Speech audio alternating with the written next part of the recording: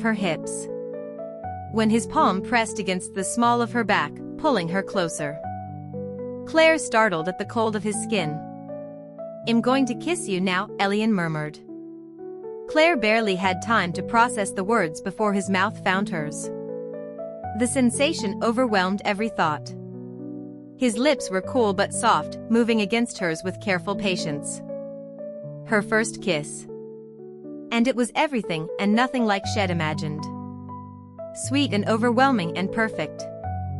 Claire's hands found his shoulders, gripping them for balance. She stepped closer without thinking, wanting to be nearer to him. And the moment their bare bodies pressed together, they both gasped.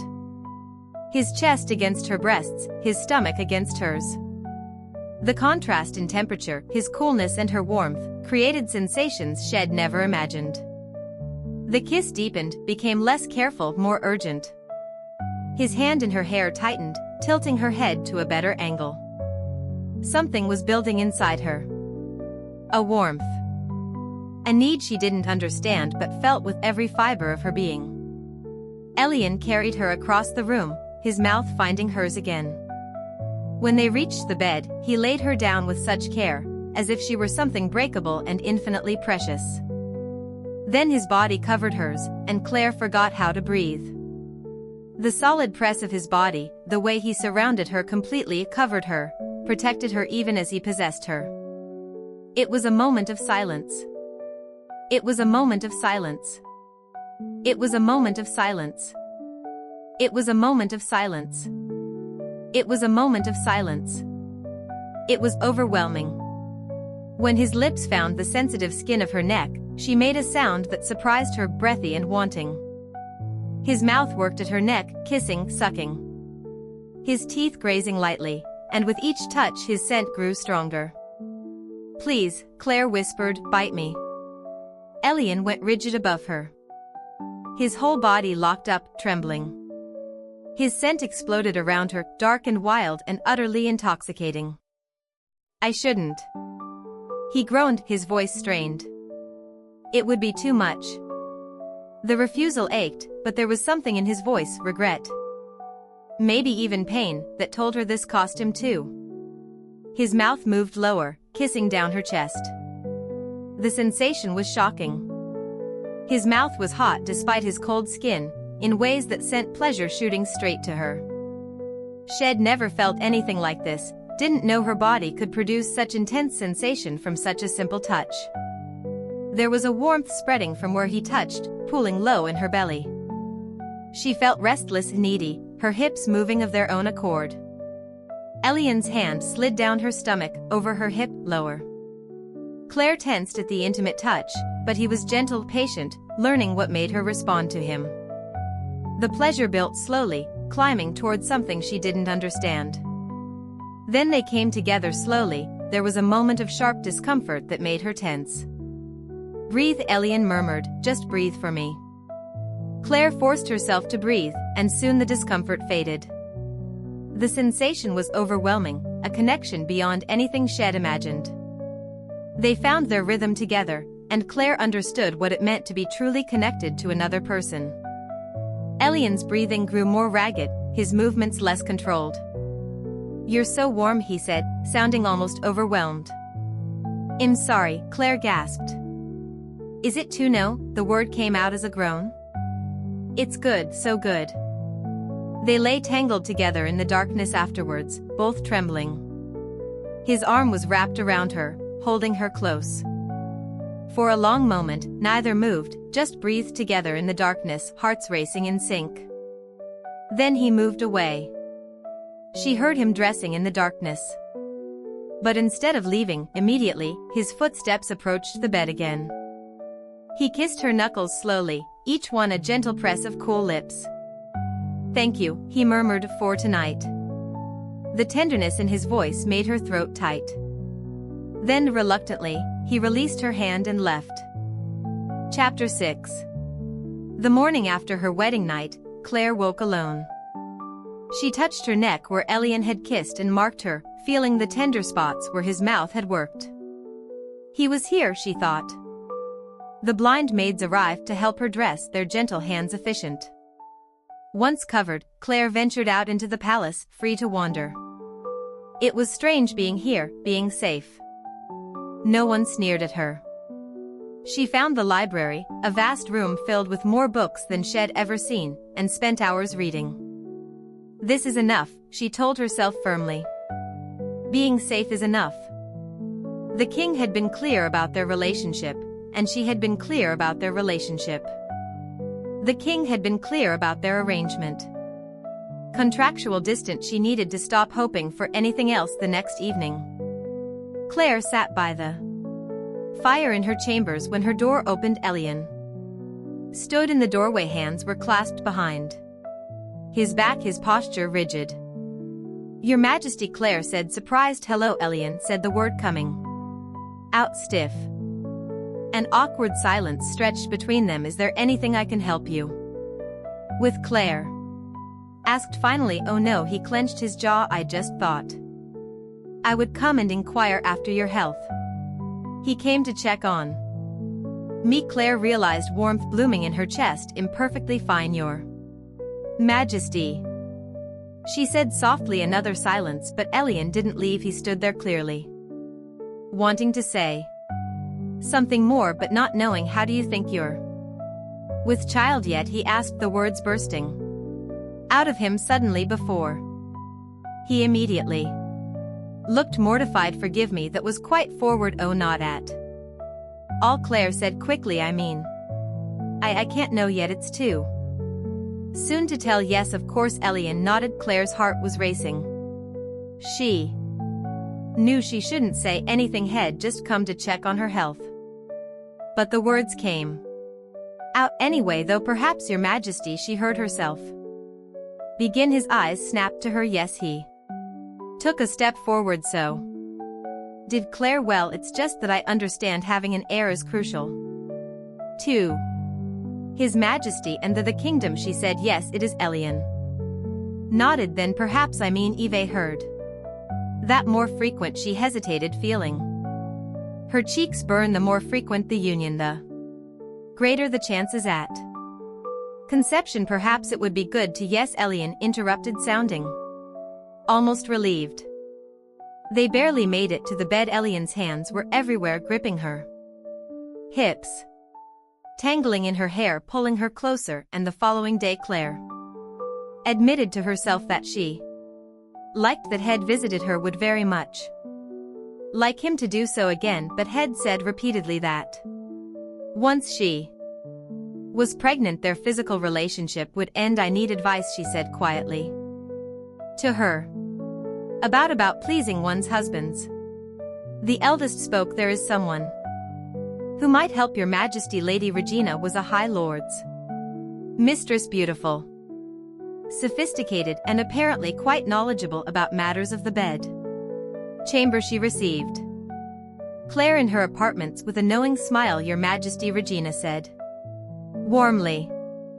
"How may I help you?" Claire twisted her hands together. "You understand, it's purely for the kingdom's sake. It's important I conceive a child for His Majesty." "Of course," Regina said smoothly. "So it's important that he comes back, so we keep trying." Claire said. "Very important." Regina's eyes sparkled with amusement. "Then what do I do?" Claire asked desperately. Regina smiled. That night when Elion returned, and he did return, appearing at her door as the sun set, Claire put Regina's advice into practice. She was bolder, confident. She touched him the ways Regina had suggested, kissed him in places that made him groan. Her husband seemed very pleased. He returned the next night, and the next, far more frequently than was strictly necessary for conception. But after a week Claire realized she wanted more. She wanted him to stay through the night instead of leaving while she was still catching her breath. So she went back to Regina. "How do I?" Claire hesitated. "To hold me." Afterwards Regina studied her for a long moment. "His Majesty isn't known to have many mistresses," she said, "and the ones he has taken in the past never lasted more than one night. So you're already doing something." Right, she leaned closer, but if you want to get him to actually sleep with you in the proper sense. Claire held her breath. Yes, exhaust him, Regina said solemnly. So Claire put all her newfound knowledge to use. She begged for his touch, she did things to him that made him curse and lose himself completely. They made love once, twice, she coaxed him back to arousal a third time. And a fourth time. By the time dawn approached, Elion collapsed beside her, his arm coming around her waist automatically, pulling her back against his chest. Within moments his breathing evened out into sleep. Claire lay very still, hardly daring to sleep, and she was able to sleep for a long time. Delighted beyond measure in the morning, her fingers found the edge of his blindfold, touching it gently. You really don't mind, she whispered. Elion smiled. I would like to see you, he said quietly. Very much, but not if you don't want me to. Not if it would make you unhappy. He pressed a kiss to her shoulder and pulled her closer, and Claire felt like she might float away from happiness. Why can't you love me, she wanted to ask, when you are already so good to me? She dared not ask. He respected her desire to conceal her face, shed respect his, and every evening without fail Elion came to her chambers, though one night she woke to find him shivering beside her. Despite being buried under blankets, his skin was like ice against hers. Claire slipped from the bed and added more logs to the fire, building it up until the room was almost uncomfortably warm. It became a pattern. Shed wake in the night to tend the fire. She had the servants bring warmer clothes to his chambers. One evening after Head arrived looking particularly pale, Claire finally asked, is something wrong? What do you mean? Elia replied, confused. You're always so. Claire hesitated. We shifters tend to run hot, Elion. Especially alphas like you, but you're. Elion tensed beside her. It's a family condition, he interrupted. His tone made it clear he didn't want to discuss it further. That night after they made love, instead of dressing to leave, he lay beside her in the darkness, still wound tight. Something is troubling you? Claire asked softly. A long pause, then trade negotiations, he explained. An old agreement is coming to an end with a foreign kingdom because we can't provide potions like we used to. Why not? Because most witches are banned from practicing their craft, he said, frustration clear in his voice. Claire's heart skipped. You think they should be allowed to use magic? She asked carefully. Elion tensed beside her. No, I suppose not. Claire said nothing, afraid to push, and eventually he continued. I don't know, my father was against it. His father before him. They said witches needed to be carefully watched. Perhaps, Claire ventured carefully. There's a way to watch them carefully while still allowing them to practice under supervision? How would that work? Elion asked, sounding intrigued. They talked for hours, discussing possibilities. Eventually, Elion's breathing evened out as he drifted to sleep, still holding her. Claire lay awake, proud that Head asked her opinion, that Head shared his frustrations with her. In falling in love with him, she realized, with his voice, his touch. Time went by. Elion came earlier each evening now. Sometimes he arrived before dinner, eating with her in her chambers before taking her to bed. The mate bond was forming, growing stronger with each night they spent together. Claire could feel it. She craved him when he was away, and he seemed to crave her just as intensely. Some nights they barely spoke, just fell into each other with desperate need. It went on like this until one evening Claire waited until after they'd made love, until Elion was relaxed and content beside her, before she told him, I'm pregnant. He sat up, his hand finding her stomach in the darkness. You're certain? Yes, Claire nodded. The healer confirmed it today. For a long moment, he said nothing. Then we're having a child. The joy in his voice was undeniable. He pulled her close, his hand still resting on her stomach. "Thank you," he murmured. Claire's throat tightened with emotion, but beneath the joy was worry. He has what he needs. Now, she thought. An heir. Hell, stop visiting. Why would he keep coming when the purpose is fulfilled? But the next night, he returned. And the night after that. If anything, he was more devoted than before, more possessive. He made plans for the baby, talking about nurseries and nurses and what they'd teach their son or daughter. His voice was warm with excitement, with love. When the baby finally came, a boy, healthy and squalling, Claire wept with relief. The midwife brought him to Elion, who stared down at the tiny face with wonder, joy, fear, love. So much love.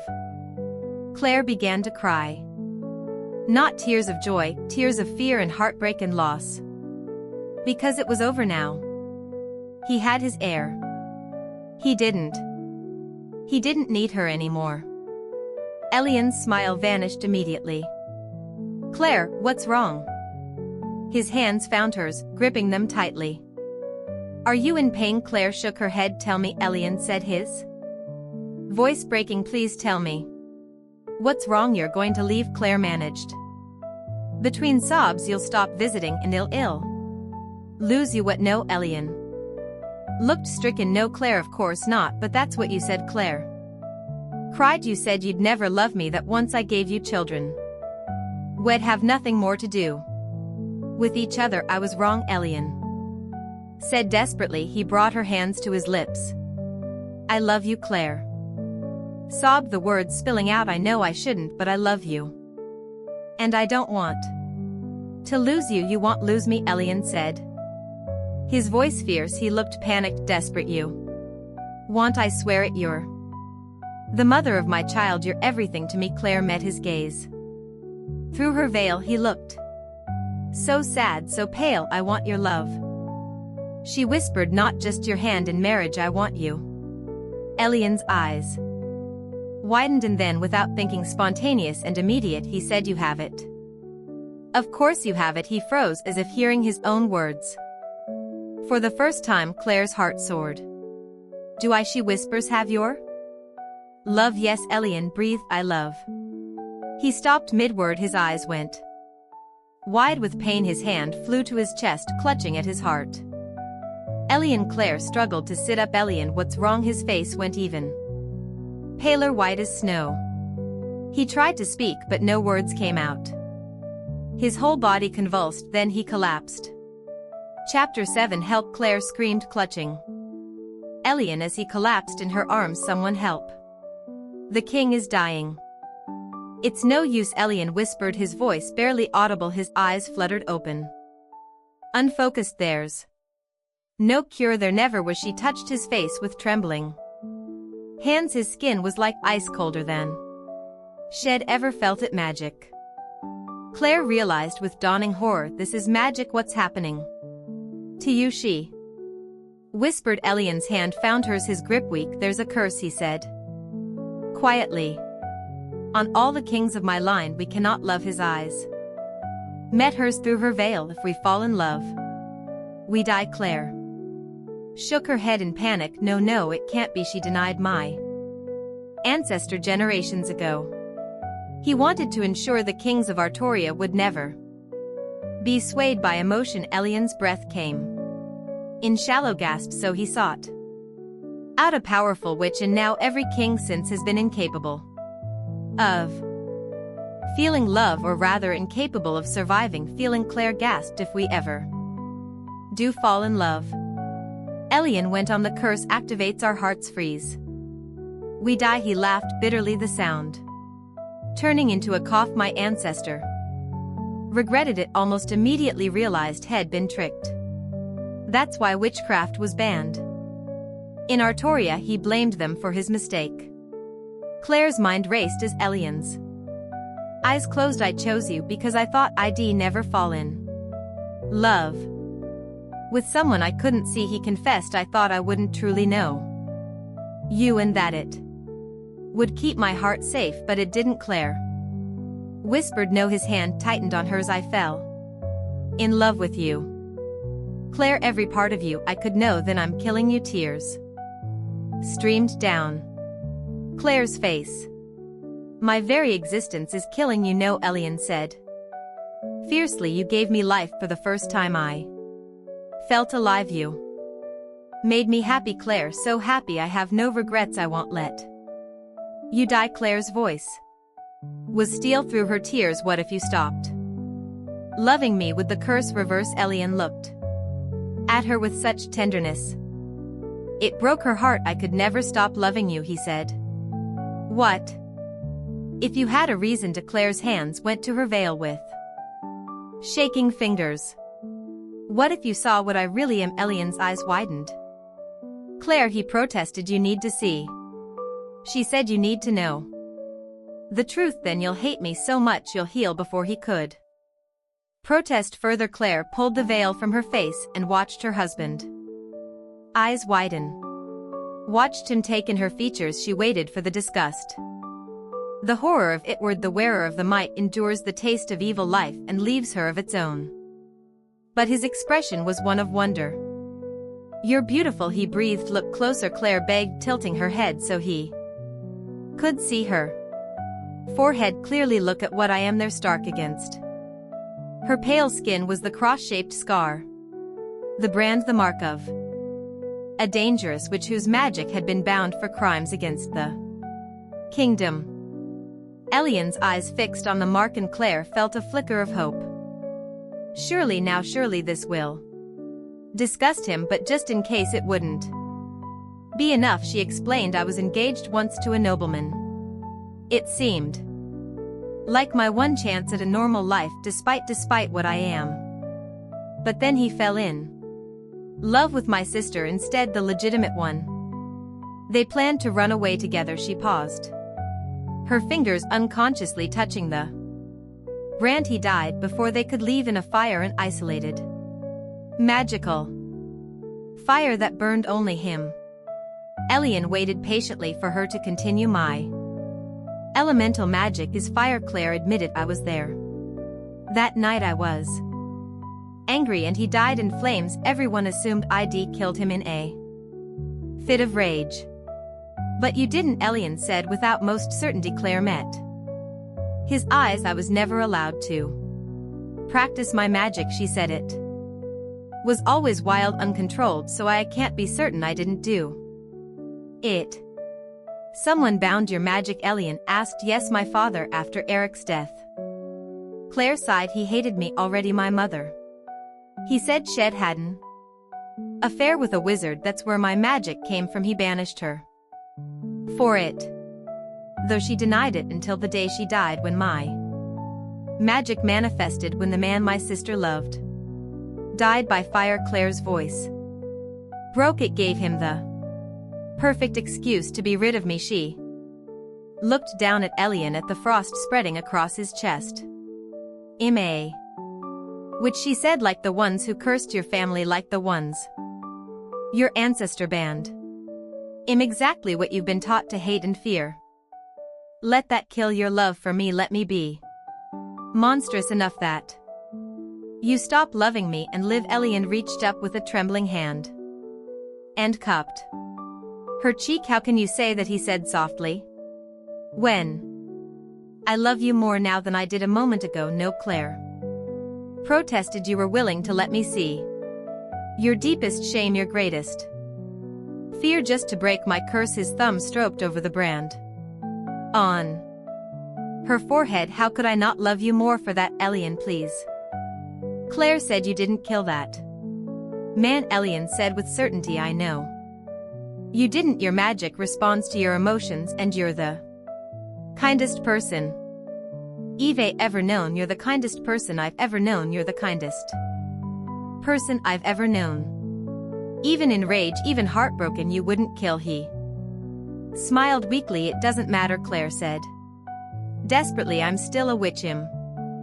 Still branded. Still the woman I love. Elion finished the Mother of my child, my queen, and my mate, my everything. His breathing was getting shallower. You've made me so happy, Claire. But even as he spoke, Elion's eyes fluttered, closed, his hand fell from her face, the frost spread further across his chest. Elion, she gasped. He didn't respond. Chapter 8. 3 weeks had passed since Milo's birth. 3 weeks of Claire barely sleeping, dividing her time between caring for her infant son and sitting vigil beside her dying husband. The frost had spread from his chest to cover most of his torso. His lips were blue, and he was in a coma. He was in a coma. He was in a coma. He was in a coma. His skin translucent, and yesterday had stopped waking at all. I want a witch brought to the castle, Claire said to the council, a powerful one. Today the councillors exchanged uncomfortable glances. Your Majesty, the oldest began carefully, witches are permitted only for minor healing.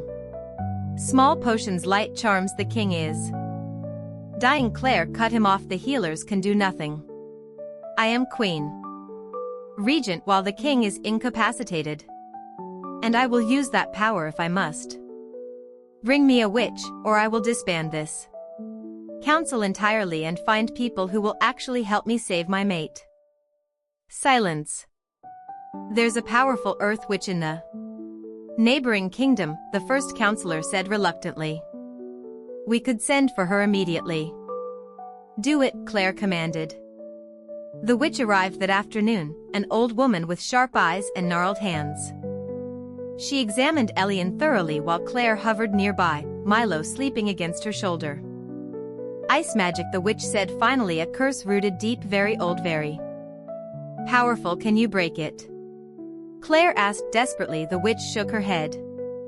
Slowly, it's a family curse, not just his own. That makes it much more difficult to family. Claire looked down at Milo sleeping peacefully in her arms. Does that mean will my son be cursed too? It's possible, yes, the witch said gently.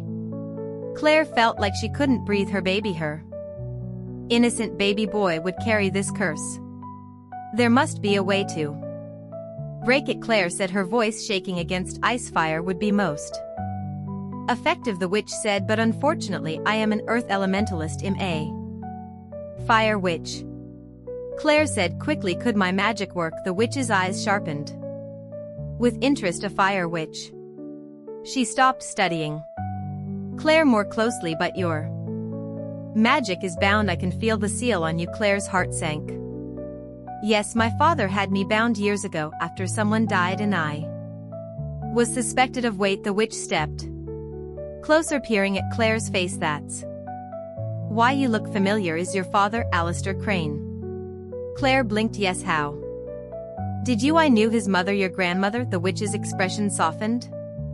Isabel was my twin sister. The world tilted. Your twin? But that would mean yes, your grandmother was a witch. Claire's mind reeled. My grandmother, my father's mother, was a witch. Ah, she was the witch said. But when your grandfather found out he had her killed, accused her of treason, some fabricated crime to get rid of her, he was furious at having married a witch and never told anyone in the family. He was furious at having married a witch and never told anyone in the family, and he was understanding crashed over Claire like a wave.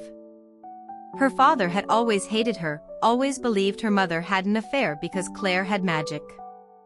But the magic hadn't come from an affair at all. It had come from him. I need to speak to my father, Claire said. I need him to release the bind. Claire rode through the afternoon, pushing her horse hard. She had no time to waste. The Crane estate loomed before her as the sun began to set. Claire dismounted and strode toward the entrance, flanked by 2 of Elion's personal guards. A servant tried to stop her. My lady, Lady Claire, your father is not receiving hell. Receive his queen, Claire said coldly. She pushed past into the main hall. Her father stood by the fireplace, a glass of wine in his hand. When he saw her, his face twisted with disgust. Claire's sister Celia said from the corner, standing quickly. You, he spat. How dare you show your face here? I need you to release my bind, Claire said, cutting straight to the point. Now Alistair barked a laugh. The Alpha King is dying, Claire insisted. I need my magic to save him. Release the bind. No, her father said. Father, please, Celia began. She said the king was, she's a dangerous criminal, Alistair said. I'll not unleash her magic on the world again. You've always seen the world. You're the worst in me, Claire said. I told you I had nothing to do with Eric's death, but you didn't believe me. Not even for a second. Of course I didn't believe you, Alistair sneered. You'd lie to protect yourself. You're just like your mother. She kept crying. Shed never strayed, but I knew. Mother didn't stray, Claire said. The witch powers came from you. Silence crashed over the room. What? Celia whispered. Your grandmother, our grandmother, was a witch. She was a witch, Claire said, her eyes never leaving her father's face. Your father had her killed when he discovered it, but she passed her magic down. To you, a father, and to me. Celia's hand flew to her mouth. Mother never betrayed us? She never, father, is this true? Claire watched her father's face carefully, watched the way his jaw clenched, the way his eyes flickered. And she realized the truth. You've known, Claire said slowly. You've always known. What? No, he didn't, Celia began. Yes. Alistair's voice was flat. Of course I knew. Celia gasped. What was I supposed to do? Alistair demanded. Father had assured me all witch powers in our line were bound. Then my daughter manifests fire magic? Your mother refused to bind you. Said it wasn't natural. Wanted to contact the Royal Academy. Have you trained properly? He shrugged. There was no way anyone would know. There was no way anyone would find out my daughter was a witch.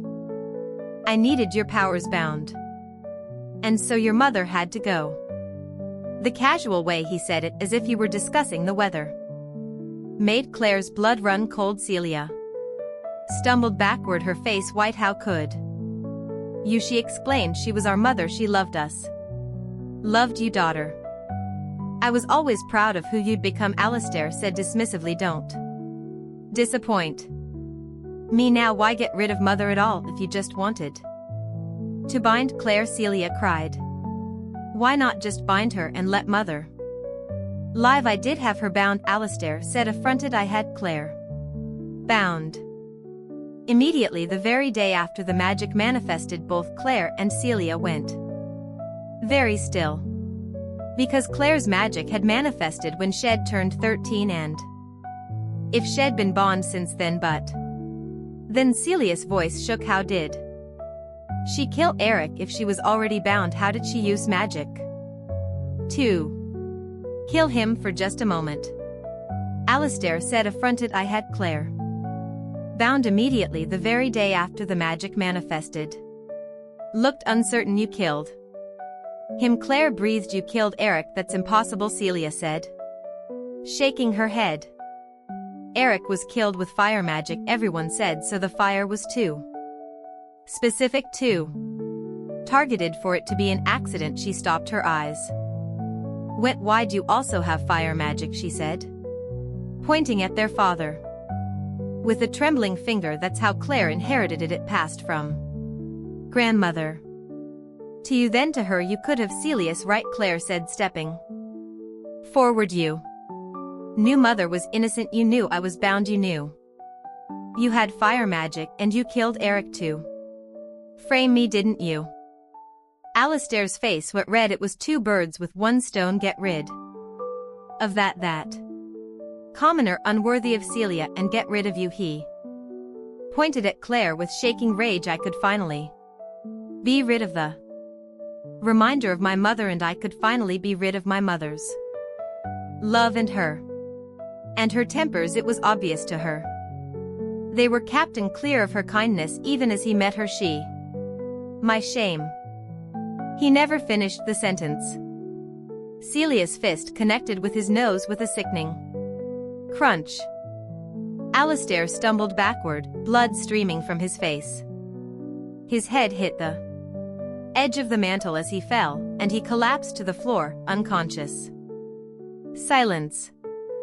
Claire and Celia stared at each other across their father's prone body.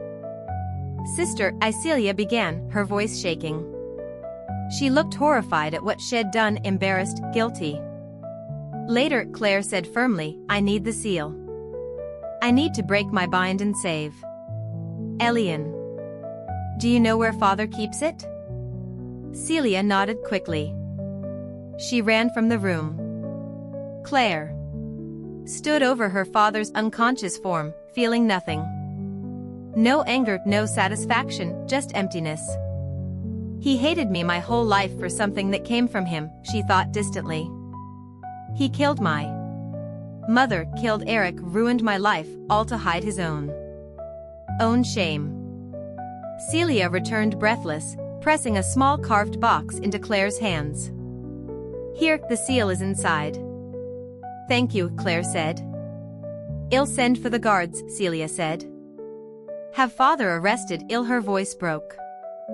"I'll testify about what he did, about everything." Claire studied her sister. This woman had hated her for years, had believed her a murderer, but had just punched their father and was now offering to stand against him. "Thank you," Claire said again, softer this time. "I'm sorry," Celia whispered, "for everything. For believing him." Later, Claire repeated, but gently. "After. We'll talk after." She pressed some of her guards to stay with Celia, then mounted her horse. The sun was setting as she rode back toward the castle, the seal clutched tight in her hand. 6 months later. Claire stood in the training course courtyard, flames dancing between her fingers. The fire responded to her will now. Controlled, beautiful, no longer wild. "Good," the old witch said. "Now shape it." Claire concentrated, and the flames spiraled upward, forming a perfect helix before dissipating. She desperately needed to catch up on years of having her powers bound. When the seal had broken, power had flooded back into her veins like water released from a dam. She remembered placing her burning hands on Elion's frozen chest, worried she'd hurt him. But the frost had melted. After days, his eyes had opened. "Claire?" His voice had been hoarse. "You're alive," Shed sobbed. The memory still made her throat tight. "Your Majesty?" Claire turned to see Celia approaching with Milo. The baby squealed at seeing her. "Someone wanted his mama," Celia said, passing him over. Claire kissed his chubby cheek. "How was the council meeting?" Celia had taken a seat on the council after their father's lands and title were stripped. Alistair Crane now sat in a cell, convicted of murder and conspiracy. "Productive," Celia said. "The new academy for young witches is nearly complete." Claire smiled. Elion's first act after recovering had been to lift the ban on witchcraft entirely. "Your Majesty," a guard bowed. "The king requests your presence in the gardens." "Claire?" Claire's heart skipped, the mate bond singing. "Tell him I'll be there shortly." She found Elion by the roses, Milo napping against her shoulder. He looked healthy now, color in his cheeks, warmth in his skin. The curse was broken completely, not just for Elion, but for the entire bloodline. Milo would never suffer as his father had. "My queen," Elion said, smiling. He pulled her close, careful not to wake the baby, and kissed her. "And my son. He wanted to see you," Claire smiled. "Boy knows what he wants," Elion stroked Milo's hair. "Like his father." Claire laughed. "Like his father? Is that so? I wanted you from the first moment I touched you." Even when I was trying to convince myself I didn't. Elion cupped her face. You saved me, Claire. In every way a person can be saved. We saved each other, she corrected, softly. She looked at Milo. We were both hiding, both deceiving each other and ourselves. And yet, Elion said, we found freedom anyway. Claire thought of that moment when Shed removed her veil. Shown him her shame, hoping it would save him, when Head loved her all the more for it. She takes his hand. The maids can watch Milo tonight, Elion said, his voice dropping. I want you to myself. Heat bloomed in Claire's cheeks. Your Majesty. Elion, he corrected. Always Elion when we're alone. She thought of everything they'd been through. The auction. The contract marriage built on lies. The nights in darkness where truth had emerged. They'd both entered this marriage seeking escape, but neither had expected love. Love had found them anyway. And in loving each other, they'd freed not just themselves, but an entire kingdom. Thank you for listening to this story. If you enjoyed this video, please subscribe to our channel and hit the bell icon to get notified of new videos. If you like these stories and would like to support the channel and get access to exclusive content I share there, you can join me on Patreon. The link is in the description. Let me know what you thought. I always read your comments, and they mean more than you know. Lily.